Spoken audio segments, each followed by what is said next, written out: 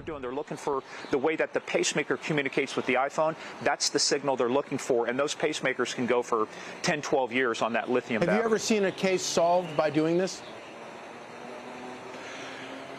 No, not yet. But what's interesting is that the medical industry does this all the time. They look, well, what's our line of sight? What's our communications? They want to know, as they design these devices for safety and security, how far out can you go? Well, On April 6th, 65 days into the investigation, 2 notes arrived at TMZ.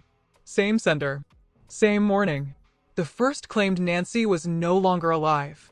The second, sent within the same window of time by the same individual, claimed they had seen her alive in Sonora, Mexico. 2 notes. 1 sender. Directly contradictory. Retired FBI agents called them fraudulent almost immediately. But here is what makes those notes even less credible than the contradiction alone suggests. The pacemaker data at 2:28 in the morning does not show cardiac arrest. It does not show the device entering any post-event mode. It shows a sedated but functioning heart. A beating heart. A heart that was still maintaining rhythm at the last moment of recorded data. Whoever wrote that note claiming Nancy was gone was not working from any knowledge of what the pacemaker actually recorded. They had no access to the FBI's forensic cardiac analysis. They were working from assumption. And their assumption directly contradicts the most medically precise piece of evidence in this entire case. Now, what we don't know, and this is where the importance of the pacemaker is so vital, that's the best unbiased witness we have right now, which is at 2:10 when that pacemaker pinged. Did it show normal heartbeat like she normally has? Did it show she was in distress? Or did the telemetry show there was no heartbeat? And then that gives us an idea based on what happened in the timing. Nancy Guthrie was almost certainly alive at 2:28 in the morning of February 1st, 2026. Her pacemaker has 6 to 7 years of battery life remaining. It has been running without interruption since the night she disappeared. Every hour. Every day. The internal memory of that device holds a complete physiological record of everything Nancy has experienced since that last sync. Every moment of fear. Every moment of stillness. Every shift in her cardiac pattern across every one of those 90-plus days. The entire truth of what has happened to her since 2:28 a.m. on February 1st is stored inside a device the size of a small matchbox inside a woman who deserves to be home. But that data cannot be read remotely. The home monitoring base unit is still sitting on the nightstand in her bedroom in Tucson. The signal it once received is somewhere else now. Somewhere out of range. And the only way to access what that pacemaker has been recording is to find her. The FBI's Bluetooth detection effort is the most technically specific element of this investigation, and it almost never receives a full explanation in public coverage. We were going back and forth, how would we do this? Now, I know that the sheriff's office used a helicopter. We wanted to use a drone, and so David had already created, he's got a prototype working, because you have what's called a high-gain amplification antenna on the bottom. A helicopter creates a lot of interference sometimes, electromagnetic interference, but that's why they're flying low to the ground. So the reason you fly low to the ground is that's low-power Bluetooth, but Nancy's pacemaker broadcasts a low-power Bluetooth signal approximately every 2 to 3 minutes when it is near a compatible monitoring unit or clinical scanning device. The range of that signal under ideal conditions is approximately 15 to 30 feet. That is a short distance. Detecting it requires being in the right geographic area and within that narrow radius of Nancy's physical location. The accelerometer data gave investigators a critical constraint. The passive vehicle movement recorded before the sync stopped at 2:28 suggests that at the moment the connection broke, Nancy had been traveling in a vehicle for approximately 15 to 20 minutes. 15 to 20 minutes of travel south of the Catalina foothills places a vehicle anywhere between 12 and 25 miles from her home. That geographic corridor became the primary search zone. The FBI deployed signal detection equipment mounted on helicopters flying at low altitude over that radius, scanning for the unique Bluetooth identifier assigned to Nancy's specific pacemaker. When that search corridor is placed over a map, the highway route heading south toward Rio Rico and the Mexican border falls directly within it. If we know, and I'm sure this is why they're doing it, with that pacemaker, it has what's called a MAC address, a machine addressable, but that's the unique identifier for it. It's broadcasting. And so if Dave's already written the software, you can narrow it down to where that's the only signal we're looking for. Wow. And so what you do is you use what's called an omnidirectional antenna to scan a big area. Oh, I have a ping over here, then a directional antenna vectors you in. So that's what Investigators have said publicly that this is not coincidence. It is a data-derived constraint. It came from inside Nancy's own chest. The DNA work continues at Quantico. The FBI partnered with Astria Forensics, a California-based laboratory specializing in low copy number and touch DNA analysis. Forensic genetic genealogist C.C. Moore is involved in the processing. C.C. Moore has personally resolved cases that sat untouched for decades using nothing more than degraded biological material. The technology she applies has never permanently failed when working with quality evidence. When it produces a result, that result holds up in court. It produces convictions. The biological material recovered from Nancy's home is being processed right now through probabilistic genotyping and forensic genetic genealogy. And when it finds something, it will matter. There have been mistakes in this investigation. They deserve to be named honestly. DNA evidence was initially routed to a state-level laboratory in Florida rather than directly to Quantico, despite FBI Director Kash Patel having a fixed-wing aircraft on the ground ready to transport it the same night. That delay cost weeks in a case where an 84-year-old woman's life may depend on speed. The jurisdictional friction between the Pima County Sheriff's Office and the FBI created confusion at the precise moment when clarity was most critical.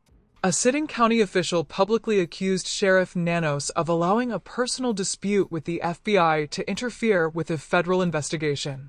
That accusation has not been retracted. Specific details about the Bluetooth detection effort were disclosed publicly in a way that may have communicated to whoever is holding Nancy exactly what precautions they needed to take.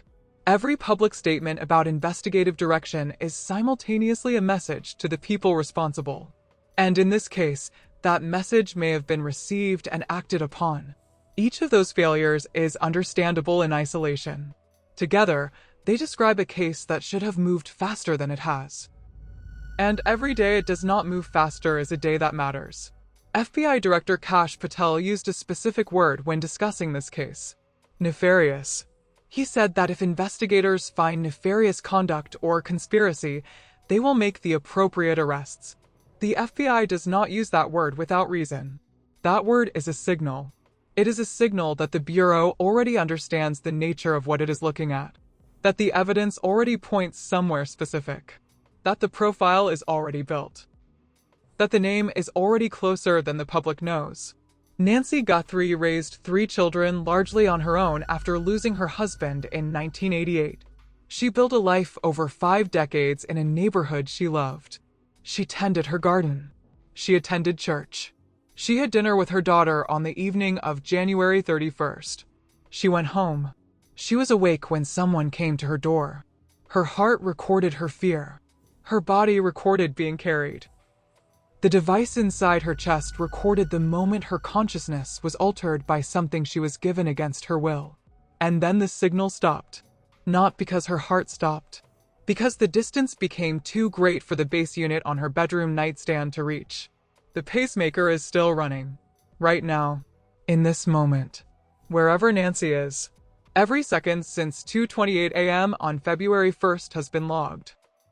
Every hour of every day across 90-plus days of silence is stored inside that device. The full account of what Nancy Guthrie has experienced since the night she disappeared is in there. Waiting. Counting. The device does not forget. It does not tire. It does not stop. The reward stands at $1,200,000. If there is any information about the whereabouts of Nancy Guthrie, the Pima County Sheriff's Department can be reached at 520-351-4900. The FBI can be contacted directly. Her heart is still beating. The device inside her chest is still keeping count. And somewhere between the Catalina foothills and the corridor that runs south toward the border, there is a signal waiting to be found. The only way to read what that pacemaker has recorded is to find her. But here is what is coming next. The forensic genetic genealogy process that CC Moore is running on the biological material from Nancy's home is not the only thread the FBI is actively pulling. There is a second piece of evidence, one that has not been fully addressed in any public reporting on this case, that connects the procurement trail of the sedating compound to a specific professional background. A background that significantly narrows the suspect pool. A background that places someone with insider knowledge not just of Nancy's life, but of how to make a person disappear quietly and leave almost nothing behind. That detail, and what it means for who the FBI is actually looking at right now, is what the next video covers. Do not miss it. I love how you call the pacemaker the witness. It's true. Yeah, it is true. And actually, when you talk about you haven't seen a case solved yet with this, Bluetooth sniffer, if you will, we have seen recent cases. We were pointing out that the Brian Koberger case took 47 days to get him. And in that case, it was the cell phone data that was crucial to the case. Phase 2 is what investigators call sustained fear. And this is where the data becomes harder to read. In a standard physiological startle response, the heart rate spikes and then returns to baseline. Someone hears an unexpected noise. The heart jumps. Within a few minutes, it settles. That is normal. That is how the human body is designed to work. That is not what happened here. Nancy's heart rate did not return to baseline. It stayed elevated.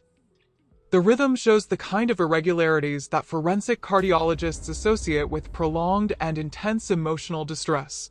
Not a cardiac emergency, but not calm, not safe. Not a woman who checked her house, found nothing, and went back to sleep. Whatever triggered that spike at 1:47 did not go away. It persisted. It remained present. Nancy's body was in a sustained state of acute fear for an extended period of time. And the pacemaker logged every second of it without pause, without interruption, without mercy. That is phase 2. And it matters because it tells investigators something that no camera footage, no phone record, no GPS trail could ever confirm. The threat was continuous. It did not enter and leave. It stayed. Phase 3 is the finding that investigators have been most careful about discussing in public. And the reason they have been careful is not because it is uncertain. It is because it is precise. Because it points somewhere specific. Because once it is understood, there is no walking it back.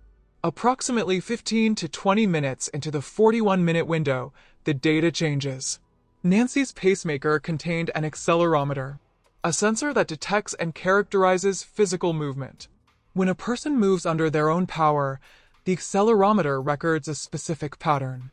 Rhythmic, self-directed, the signature of voluntary motion. When a person is being moved by someone else, when their body is being transported passively, the pattern is different. It is not self-generated. It does not originate from the person wearing the device. It comes from outside, from whatever force or motion is carrying them. The accelerometer data in phase 3 shows passive movement. Not Nancy walking. Not Nancy moving from room to room under her own direction. Nancy being carried. Nancy being transported. And the character of that movement, the duration of it, the sustained and rhythmic quality of it, is consistent with one specific scenario. Being placed inside a vehicle and driven away from her home. Let that land. The device implanted inside Nancy Guthrie's chest recorded the moment she was put into a vehicle. Not a neighbor who happened to glance out a window. Not a security camera down the street. The accelerometer inside her own body captured that transition. That data is sitting in an FBI evidence file right now. It has been there since February. And it is not ambiguous. It is not open to multiple interpretations.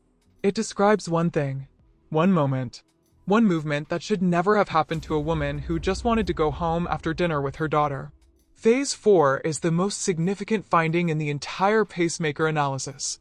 The FBI's forensic cardiac team has described it in those exact terms. And understanding it requires one piece of medical context that makes everything that follows impossible to dismiss. Heart rate variability is the natural beat-to-beat fluctuation that a conscious, functioning heart maintains. It is a marker of the nervous system's active regulation of cardiac function. When the central nervous system is operating normally, When consciousness is intact, variability is present. When something begins to suppress that regulation, when awareness is being chemically altered, variability decreases in a very specific, clinically recognizable pattern. In the final 10 to 15 minutes before the pacemaker's sync stopped at 228, Nancy's heart rate variability began to decrease significantly. Not because her heart was failing, not because of a cardiac event, because of something administered to her. Something that acted on her central nervous system and produced exactly the cardiac signature that forensic specialists associate with pharmacological sedation. Someone gave Nancy Guthrie a sedative. That is what the data says. That is what the medical evidence supports. And that single finding does not just describe what happened in those final minutes inside that vehicle on a dark road south of Tucson. It describes who is responsible. Because medical-grade sedating compounds that produce this type of rapid-onset cardiac signature are not available over any counter. They require a procurement trail, a prescription history, a clinical connection, or a black market source that itself leaves traces. Either way, there is a path. And the path leads somewhere. It leads to someone. You do not carry that kind of substance to a residential neighborhood at 1:47 in the morning by accident. You do not acquire it casually. You plan for it. You obtain it with intent. You bring it because you always plan to use it. This was premeditated. Every layer of it. The timing, the approach, the equipment, the sedative. Every single element of what the pacemaker recorded in those 41 minutes reflects a level of operational planning that does not emerge from impulse. This was built, constructed, rehearsed, possibly, and then executed against an 84-year-old woman who had just had dinner with her daughter. The sedation finding transforms everything about the suspect profile. It eliminates the casual intruder. It eliminates the opportunist. What it leaves behind is something far more specific. Someone with access. Someone with resources. Someone who planned this carefully enough to obtain a controlled substance, transport it across a quiet residential neighborhood, and administer it under pressure in the back of a moving vehicle in the middle of the night. That is not a profile that describes a stranger. That is a profile that describes someone who knew what they were doing. Someone who had done the research. Someone who had the connections to make it possible. The FBI knows what compound to look for. The cardiac signature narrows the range of substances that could have produced this specific pattern. Narrowing the compound narrows the list of people who could have obtained it. And narrowing that list brings this investigation significantly closer to a name. Now there is a face. On camera. 1:47 in the morning. Slim. Athletic. Masked. Dressed in black. Carrying 2 bags. Gloves. Standing at the front door of an 84-year-old woman's home in the Catalina foothills of Tucson, Arizona. That face, or rather the absence of a face behind that mask, is what the public has been focused on since the doorbell footage first surfaced. That figure is the visible element of this case. The thing the eye goes to. The presence the mind returns to when trying to picture what happened that night. But 3 of the most credentialed criminal profilers in the country looked at this case and said the same thing. Independently. Without consulting each other. They reviewed the evidence, the pacemaker data, the operational characteristics of the intrusion, the level of planning required to execute it, and they reached a single, unified conclusion. The figure at the door was not running this operation. Dr. and Burgess, whose foundational work with the FBI's Behavioral Science Unit inspired the Netflix series Mindhunter. Dr. Gary Cato of Boston College. Criminologist Dr. Casey Jordan. 3 separate analyses. 3 separate professional frameworks. 1 conclusion. The masked figure was the operative. The front-facing element. The hired hand sent to the door while someone else, someone with more to gain, someone with a personal connection to Nancy or to her family, someone who planned every detail including the sedatives, stayed completely invisible. Think about what that means for the investigation. The face on that camera is not the face of the person who planned this. It is not the face of the person who acquired the sedative. It is not the face of the person who identified Nancy Guthrie, studied her routine, mapped her home, and decided that an 84-year-old woman with a pacemaker was worth this level of operational effort. That person was never on camera. That person drove no vehicle that a doorbell sensor captured. That person left no visual trace at the scene that night. They were never there in any way that conventional evidence collection would surface. But they left something else. The Decodes search, the National Criminal DNA Database, came back negative on the biological material recovered from Nancy's home. A rootless hair sample. Material from a bed sheet at the scene. No match. No prior criminal history. No arrests. No convictions. Whoever left biological evidence at that property has a completely clean record.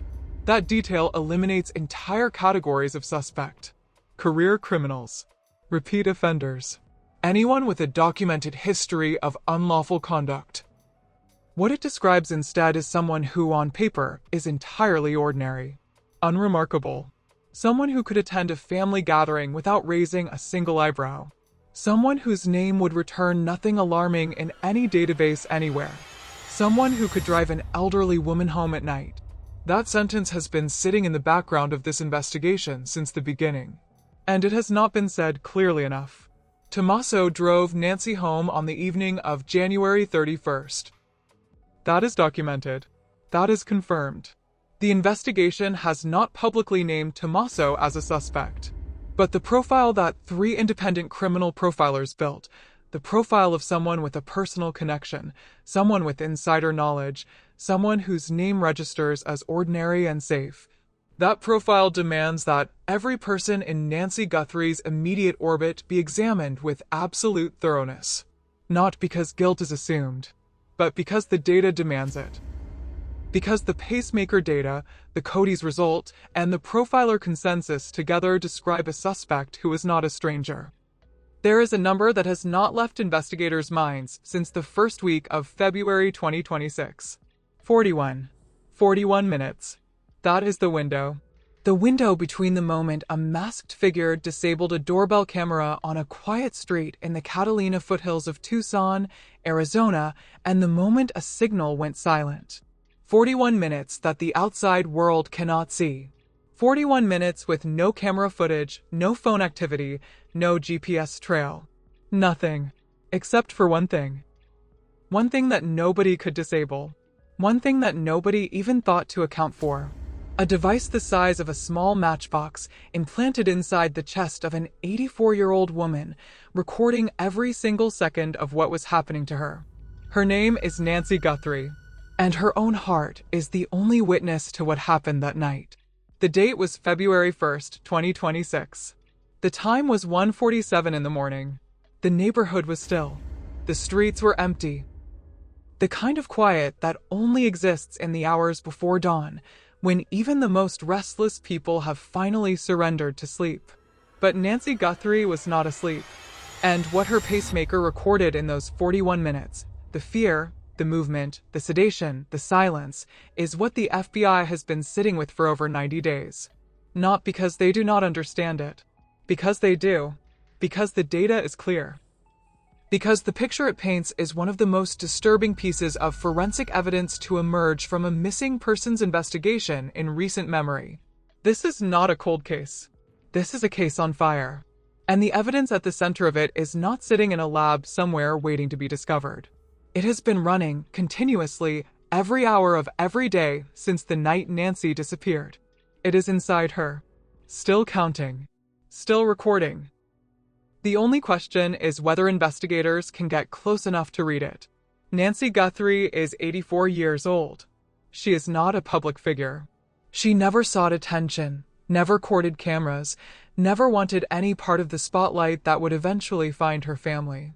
She is the mother of Savannah Guthrie, the longtime anchor of NBC's Today Show, and of Annie Guthrie, who lives approximately 4 miles from Nancy's home in Tucson. Nancy raised her 3 children largely on her own after losing her husband suddenly in 1988. She built her life in the Catalina foothills over 5 decades. She tended her garden. She attended church. She spent quiet evenings on her porch. She was, by every account, A woman whose life was defined by the kind of ordinary grace that does not make headlines. She had a pacemaker, a small implanted cardiac device to help regulate her heart rhythm. She had dinner with her daughter Annie on the evening of January 31st. A family meal. Ordinary. Warm. Her son-in-law Tommaso drove her home afterward. She went inside. She closed the door. And at 1:47 in the morning, everything changed. Nancy Guthrie has been missing for over 90 days. There are no confirmed sightings. There is no ransom demand that has held up to scrutiny. There is no body. But there is data. There is a timeline so precise, so medically documented, so physiologically specific that forensic cardiologists have called it one of the most remarkable pieces of evidence they have ever been asked to analyze. Because the device inside Nancy's chest did not just keep her heart beating that night. It kept a record. Every spike, every irregularity, every shift in rhythm, every change that her body went through between 1:47 and 2:28 in the morning of February 1st, 2026. Logged, timestamped, and stored. The FBI subpoenaed that data in the first week of February. The manufacturer complied. And what the Bureau's forensic cardiac specialists found inside that cloud record is what this entire story is about. Hi viewers, Nancy Guthrie's pacemaker recorded everything that happened to her that night. But here is a simple question for you. Before watching this video, did you even know that a pacemaker could record and store data like this? Think about what that actually means. A woman goes missing. There are no witnesses. No camera footage after 1:47 a.m. No phone. No GPS. By every conventional measure, the trail goes cold the moment that doorbell camera goes dark. That is usually where cases stall. That is usually where families are left waiting and investigators are left searching without direction. But Nancy Guthrie had something that most victims do not. Something implanted. Something the person who came to her door that night almost certainly did not know about or did not fully understand. A device that does not care about masked figures or disabled cameras or planned exits. A device that simply does what it was designed to do. Record. Log. Store. Her heart became the only witness. And it has been telling the truth this entire time. Modern pacemakers are not what most people picture. The common understanding stops at the basic function. A device that sends electrical impulses to regulate a heartbeat. And yes, that is what a pacemaker does. But that is only part of it. The other part is what makes this case unlike almost anything that has come before it. Modern implanted cardiac devices are data recorders. Every heartbeat is logged. Every arrhythmia is captured with a timestamp. Every spike above normal, every drop below it, every significant physiological change the body moves through. All of it stored and in many cases transmitted wirelessly to a remote monitoring platform. Nancy's pacemaker had all of this. And it had something more. It contained an accelerometer, a sensor capable of detecting physical movement and distinguishing between different types of movement. Movement that is self-directed. Movement that is not.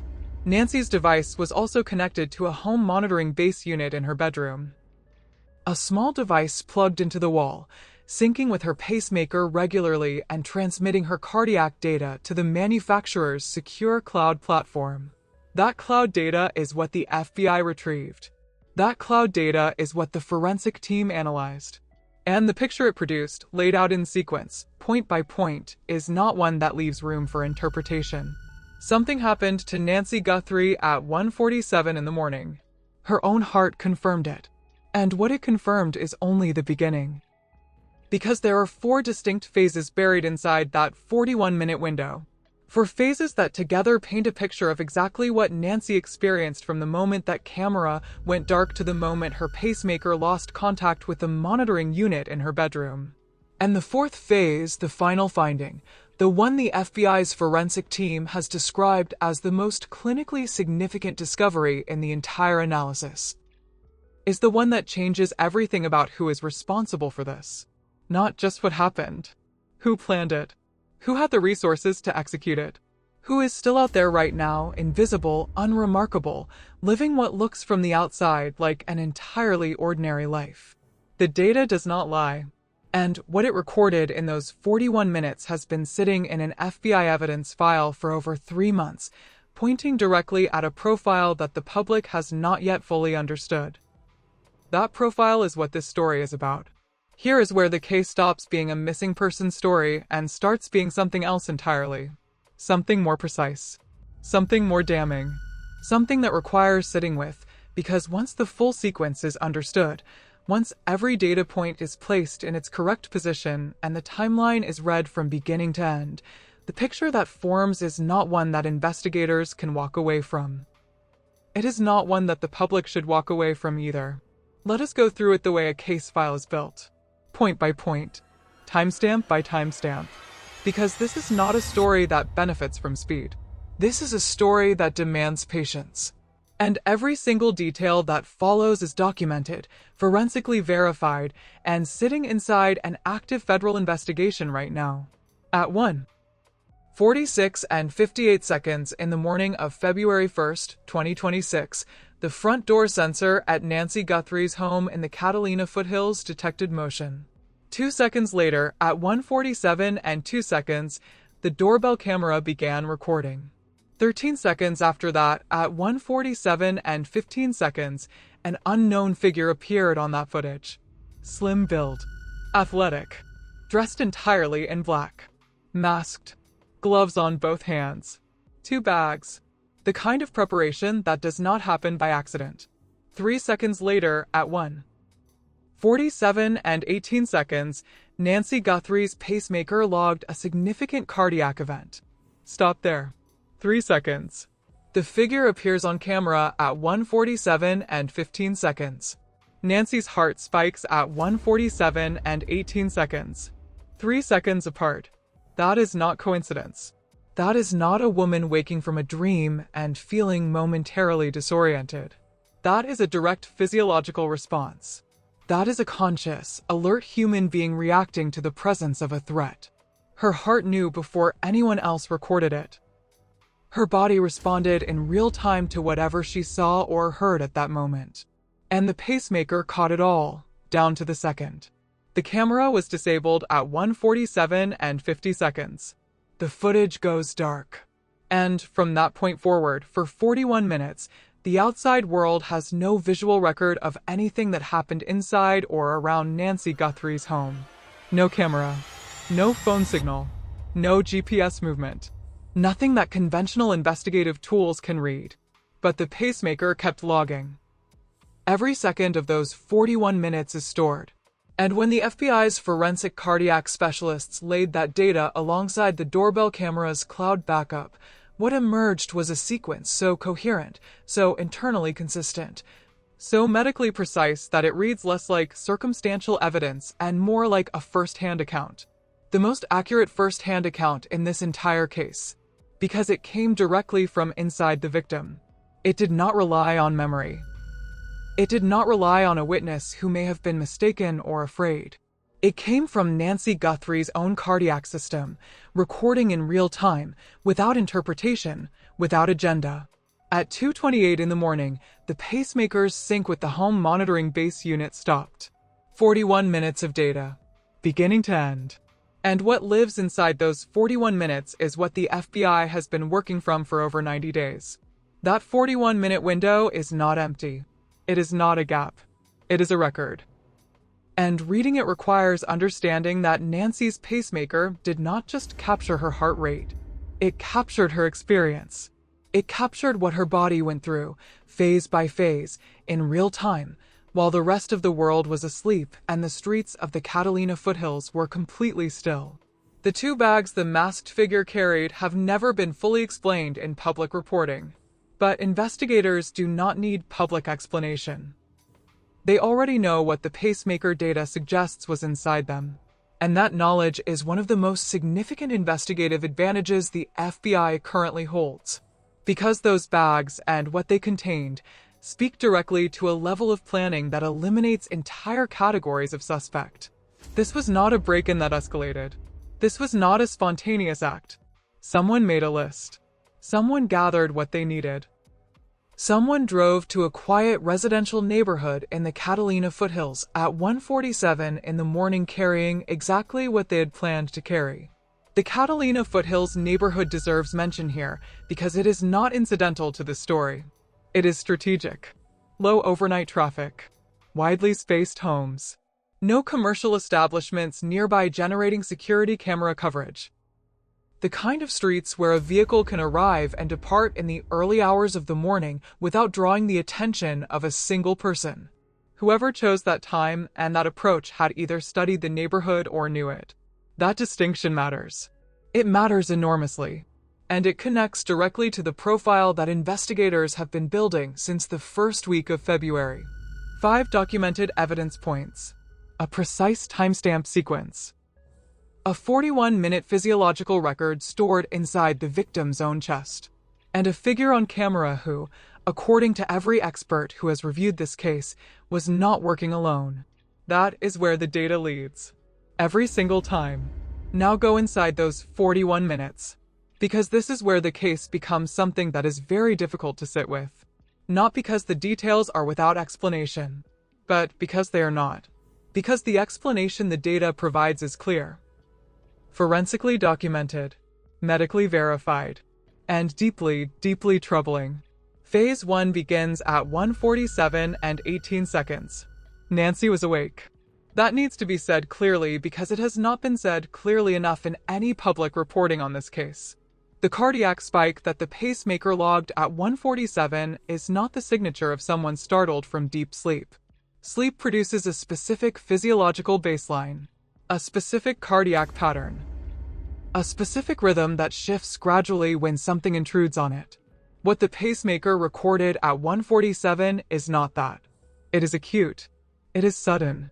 It is the kind of sharp, immediate cardiovascular response that forensic cardiologists associate with a conscious person who is suddenly confronted with something that reads to their nervous system as a direct and immediate threat.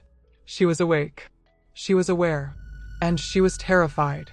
Think about what that means. Not clinically. Humanly. An 84-year-old woman who had dinner with her daughter that evening. Who was driven home by her son-in-law. Who went inside and closed her door on what should have been an ordinary winter night in Tucson. She was awake when this began. Present. Conscious. She experienced the start of this in real time. And her pacemaker recorded that experience with a precision that no human witness could ever replicate. Her heart told the truth. It always does.